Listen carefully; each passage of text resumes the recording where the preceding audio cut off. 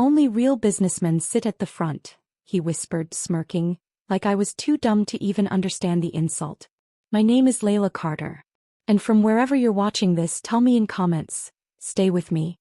Because I was seated next to the kitchen like a servant, at my own brother's engagement. They forgot I fund empires, and I don't take betrayal lightly. Let me take you back to that night. The Carter family always made a show of everything. Jason's engagement dinner was no different: gold-trimmed invitation cards, floral arches, waitstaff in matching tuxedos, and 3 freaking violinists playing a remix of Ed Sheeran and Beethoven. Me. I was seated beside a swinging kitchen door where every 10 seconds, someone shouted, "Hot plate," like I wasn't even there. It wasn't a mistake. Mom had looked right at me when I entered in a red satin dress, then quickly turned to the planner. Whispered something. Minutes later, the usher pointed toward the back table. "The family is seated up front," he said, barely meeting my eyes. "But You're on the list here," he interrupted, gesturing to the table barely a foot from the pantry. From where I sat, I could hear dishwater sloshing and the sound of someone gagging over raw shrimp. I wasn't even listed under my real name on the program. Just +1, Carter guest. No title. No recognition. No trace of the fact that I was the one who had funded Jason's last failed company when he begged me for a second shot. The same Jason who once said I was lucky for inheriting brains instead of beauty. The same Jason who now walked across the room in a custom-fitted suit, kissing hands, making speeches, calling himself a self-made man. My father barely glanced my way. My mother smiled awkwardly, like she'd invited a distant cousin out of obligation. But the final blow? The bride's father, Mr. Harper, sauntered up to me mid-toast. He wore a Rolex I'd seen once in a pitch deck I had personally approved. He leaned in and said softly, "Only real businessmen sit at the front, sweetheart. But it's nice that you showed up." And then he walked away. And I sat there, holding a champagne flute I hadn't sipped, wearing a dress they hadn't noticed, listening to applause I didn't earn, but had definitely paid for. I don't cry easily. But in that moment I didn't feel sadness. I felt calculation. Because what they didn't know, what none of them bothered to remember, was that the Harper-Carter merger everyone was so thrilled about. That $6.8 million deal the bride's father had been bragging about for months? I was the silent investor. I owned the ground they were standing on. And before that night ended, I was going to pull it out from under every single one of them. I used to think love was earned through performance. Be smarter. Be helpful. Be quiet. Don't embarrass them. And maybe, just maybe, they'd finally see me. But in the Carter family, being useful was never the same as being loved. Growing up, Jason was the sun and I was the shadow that followed. He didn't need to win awards. Mom clapped like he'd won gold just for showing up. He didn't need to apologize. Dad would just sigh and say, "Boys will be boys." Meanwhile, I cleaned up after his tantrums, covered for his missed curfews, and once even forged his failing math test so he wouldn't get kicked off the soccer team. But my A+ science fair project? My early acceptance to Columbia? Not a single photo on the fridge. At 13, I stopped asking them to come to my school events. At 15, I started building my first coding project in secret, because I realized early on, applause wasn't coming. Not for me. By 25, I had founded my own startup. It got acquired 2 years later. I walked out of that deal with quiet millions and no one in my family even asked what I did with them. They were too busy congratulating Jason on launching his luxury sock brand. A business that lasted 4 months and burned through $200,000. My $200,000. The money, he said, was just a bridge loan between siblings. That bridge was built out of guilt. And they lit it on fire the moment he married rich. I watched them throw gala events for him, host fundraisers in his name, even lied to distant relatives about how he mentored me in business. I let them. Because some part of me still wanted the praise. But it never came. Not when I bought my first property. Not when I invested in global real estate. Not when I was featured, anonymously of course, in Forbes as one of the youngest silent capital partners in the Northeast. I wore invisibility like armor. They trained me well. Which is why the Harper deal was so fitting. 6 months ago, one of my firms was approached with a proposal. Harper Estates wanted to launch luxury condos across 4 cities. Bold projections. Sleek plans. Very little liquidity. They needed backing and quickly. I saw the documents. I saw the gaps. I also saw Jason's name on the secondary board as strategic consultant. I should have walked away. But instead I told my manager to go ahead. Sign the check. Funnel it through a blind shell company so no one would know I was involved. Why? Because I wanted to be included. I wanted to be part of something. No. Now I was finally in the room, only to be seated next to the damn pantry. So yes, I was the fund. But not their favorite. And from that moment forward I swore I'd never fund a single memory I wasn't invited to be part of. There's something about being underestimated that sharpens your hearing. As I sat there trying to stab a too dry piece of steak with a plastic knife, I started listening. Not to the clinking silverware or the string quartet, but to the whispers behind the curtain. Harper's voice. Loud enough to command. Quiet enough to conceal. I told her the valuation was based on pre-inflation comps. She didn't even flinch. That woman might have money but no brains. The table chuckled. Another voice, Jason's, laughed louder than the rest. Layla, he said. She probably thinks she owns stock in Apple because she uses an iPhone. More laughter. I didn't breathe. He kept going. She always had this sad little thing about her. Like a stray dog you feed once and can't get rid of. You give her a chance and boom, she thinks she's family. My knuckles turned white around the glass. I had signed off on the $6.8 million deal with full due diligence. They didn't know it was me because I didn't need them to know. I was the kind of investor that prefers silence over spotlight. But no. Now I was the idiot who paid for the centerpiece they were eating around, while they compared me to a mutt. One of Harper's men added. Funny thing is, if that investor pulls out now, we're screwed. But let's be honest, women like her don't have the guts. She's invisible. That word. Invisible. I'd heard it my whole life. When I got skipped in roll call in elementary school. When I stood in the doorway while Jason blew out candles. When Mom forgot to include my name on the family holiday card.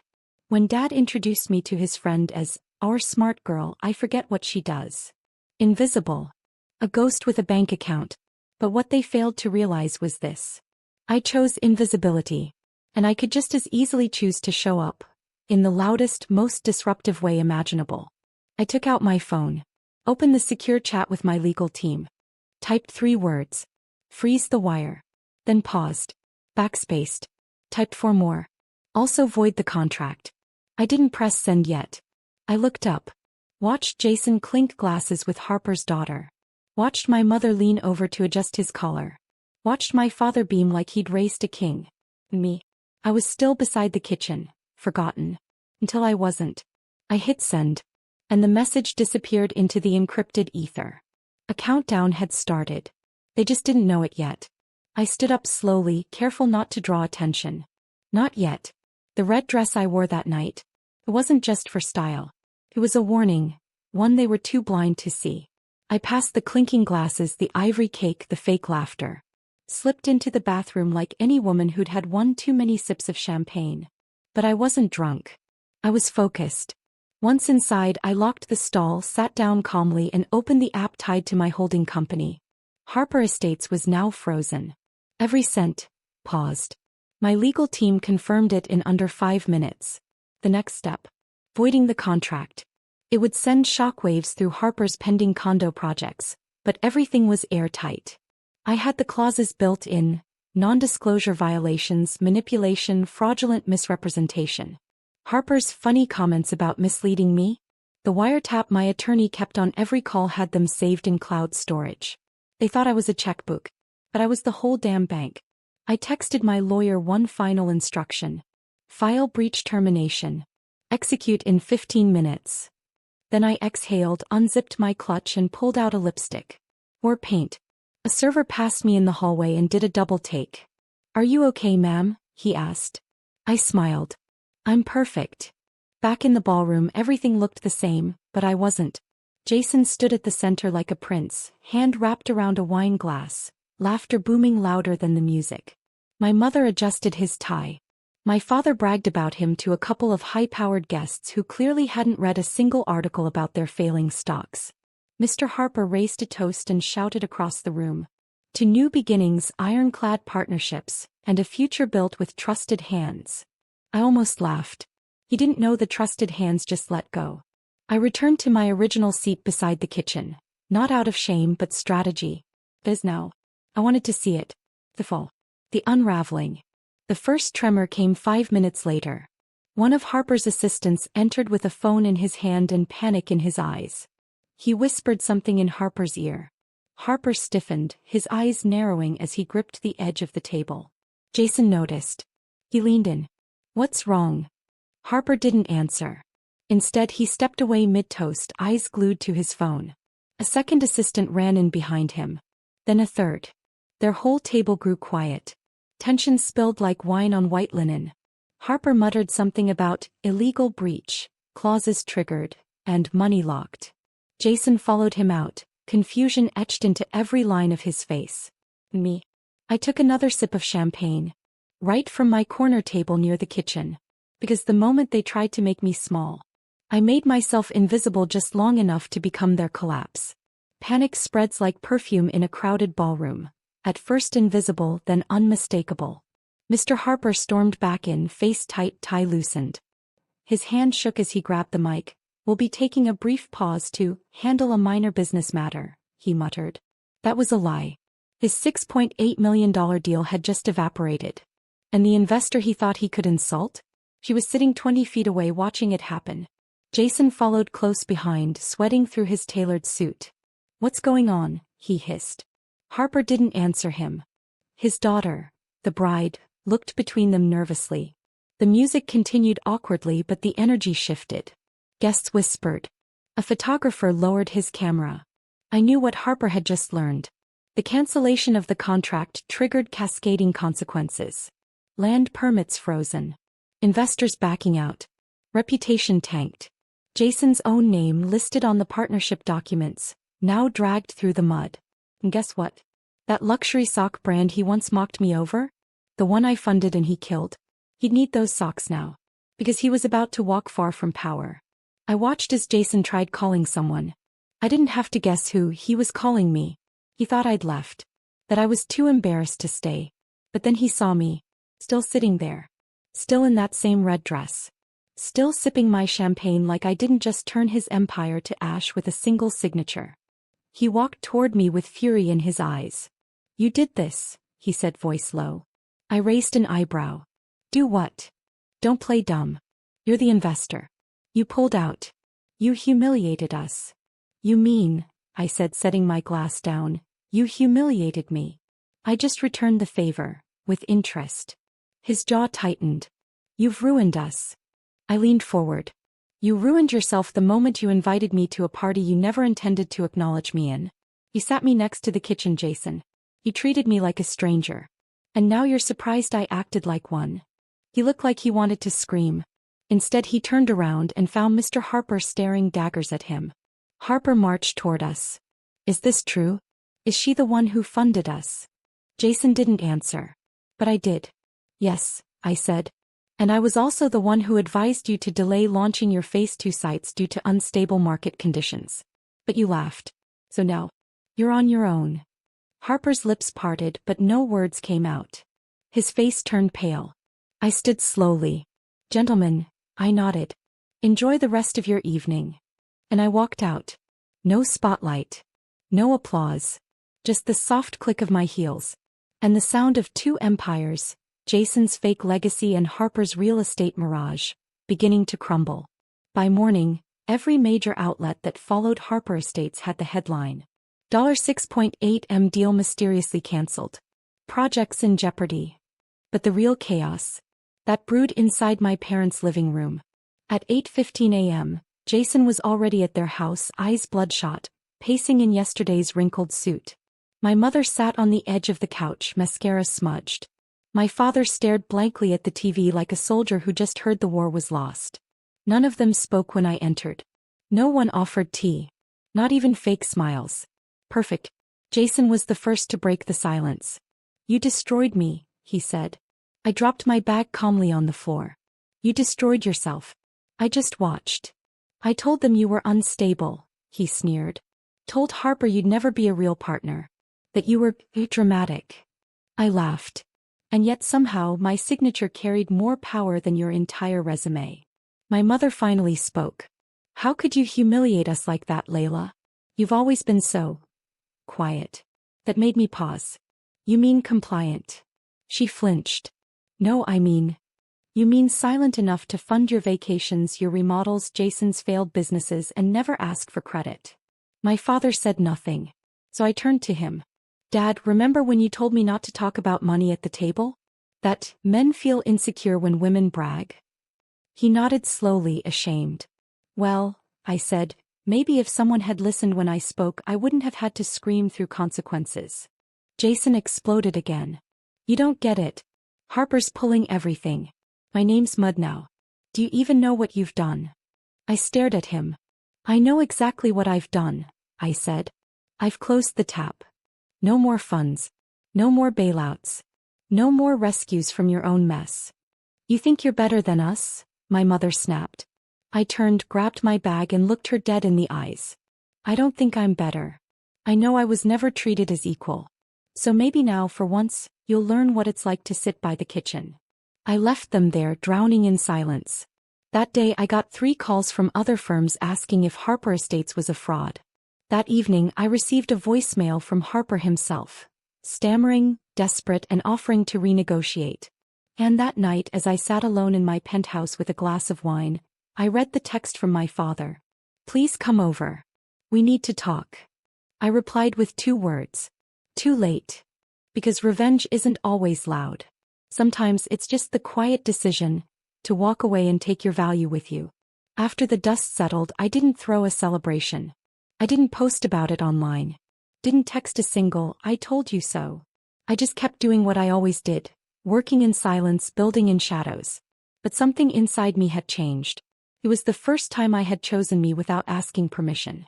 And the world didn't fall apart. In fact, the world started paying attention.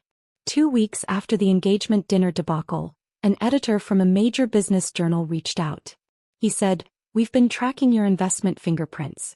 Turns out the quiet woman behind the curtain is one of the biggest real estate players in 3 states. He wanted to do a feature." I said no. But I let him publish one sentence I approved. She never asked to be seen. But now you can't ignore her impact. That sentence spread. Suddenly people wanted to know who I was. Firms wanted me on panels. Young women wrote to me asking how to start. Investors invited me into rooms where the ceilings were glass. But I already walked in with a hammer. And as for my family, they tried to recover. Jason posted a long sob story online about betrayal and losing everything overnight. But the comments dragged him. Screenshots of his toast at the party went viral. People dissected every line. Trusted hands, one user mocked. Trust fund baby gone broke. My parents tried a softer tactic. My mother sent a long email. I didn't raise you to be this cold. I didn't reply. Because the truth was, she didn't raise me at all. She managed me, shaped me, used me. But she didn't see me. And my father? He forwarded me a link to a new business seminar he thought I'd benefit from. I chuckled. The seminar used my case as a case study. Eventually they stopped reaching out. And I found peace not in their silence, but in the quiet I had created on my own terms. I took a trip. Solo. Italy. Then Morocco. Then a retreat in Japan.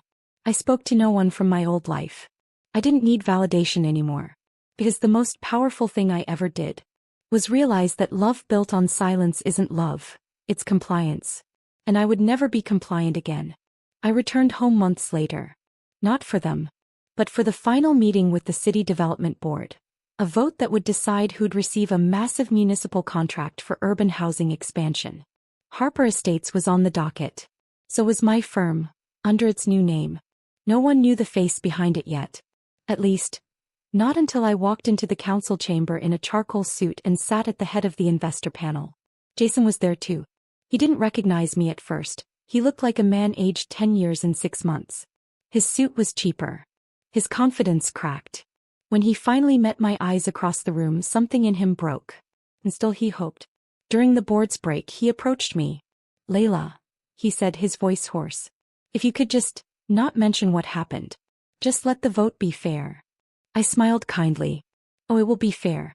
That's what scares you." He swallowed hard. "Do you hate me?" I considered his question. "No," I said. "I pity you. because hate would have meant I still carried his weight. But I had dropped it months ago, somewhere between Morocco and a mountain in Kyoto. The board voted 7-0 in favor of my firm. Harper Estates was disqualified due to integrity concerns. The vote was final. The contract? Worth $14.2 million. Twice the amount they once humiliated me over. I stepped outside as reporters gathered. One asked, "How does it feel to beat the same people who once underestimated you?" I paused, then said, "It wasn't about beating them. It was about remembering me. The girl who was always seated near the kitchen. Quiet. Disposable. Invisible." But I stopped being invisible the moment I realized I was the one holding the checkbook. That quote went viral. They printed it on posters at women's leadership events. It ended up on hoodies. And I never meant for it to become a movement. But maybe that's how power works. You stop begging for a seat at their table and you build your own. In my new home, paid for in full, overlooking the same city that once dismissed me, there's a framed photo from my brother's engagement dinner. It shows a blurry figure in red, seated near the kitchen. Forgotten. And I keep it there not as a wound but a warning. Because every woman who's ever been told she's just a +1 deserves to know. Sometimes the girl by the dishes is the one who owns the house.